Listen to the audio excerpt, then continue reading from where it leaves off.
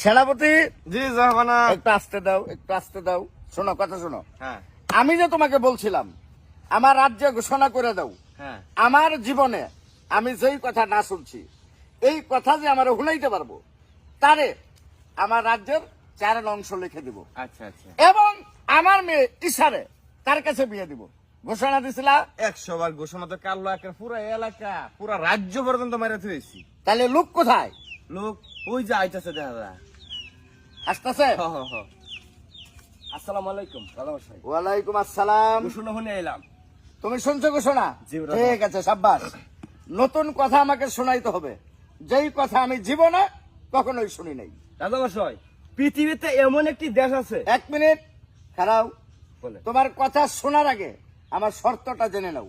কি সত্য? যদি যেই কথা আমি শুনছি এই কথা যদি আমার শোনাও, হ্যাঁ। তাহলে কিন্তু বেতের